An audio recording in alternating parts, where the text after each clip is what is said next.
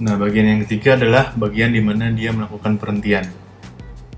Ini dari samping, dan ini dari depan.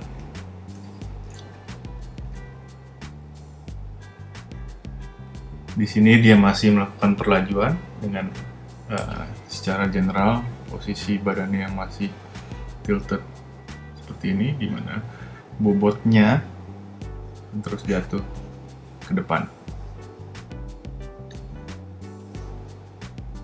Nah, yang akan membuat dia berhenti adalah kita harus mengcounter momentum yang terus jatuh ke depan itu. Yaitu dengan yang tadinya miringnya seperti ini, kita harus bikin dia miring gini. Sehingga kali ini dia akan jatuh ke belakang bobotnya atau weight-nya. Saat dia jatuh ke belakang, dia akan gradually mencapai titik balance-nya lagi. Jadi yang tadinya bobotnya di depan atau weight-nya di depan, kita harus tarik dia ke belakang. Sehingga dia akan gradually mencapai titik seimbang di sini. Jadi dari kemiringan ini, kita harus tarik ke belakang.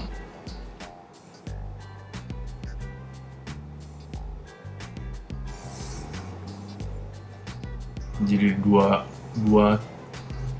key frame atau key pose yang penting di sini. Ini satu, di mana bobotnya jatuh begini. Dan ini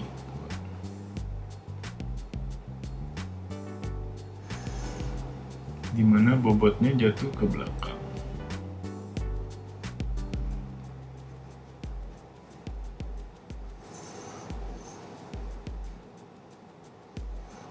Nah, saat bobotnya jatuh ke belakang inilah, jadi di sini, di frame ini, dia masih memiliki momentum perlajuannya. Tapi yang terjadi adalah kakinya nggak lagi berada di belakang posisi weight itu jatuh, tapi sekarang udah ada di depan. Dan saat kaki itu di depan, dia akan mempunyai keleluasaan untuk menahan dan menetralisir momen yang jatuh ke depan itu, yang masih melaju ke depan, sehingga akhirnya akan menjadi 0 seperti ini. Nah, akhirnya weight-nya akan 0.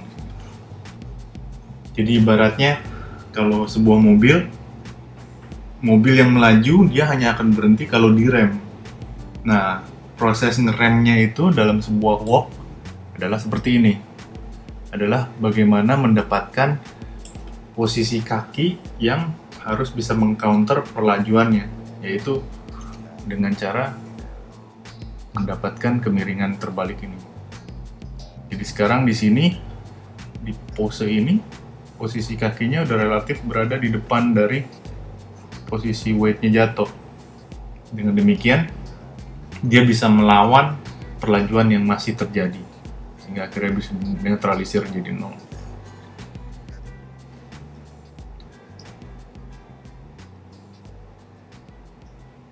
Kita lihat dari depan. Ya, kalau udah lihat dari depan, kita bisa melihat bagaimana side to side movement-nya juga bisa tereduksi ya.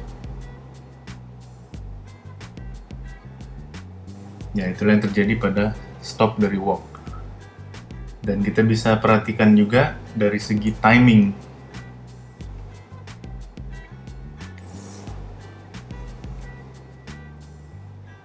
Kalau kita lihat timingnya, di bagian ini, dia akan relatif lebih lama terjadinya.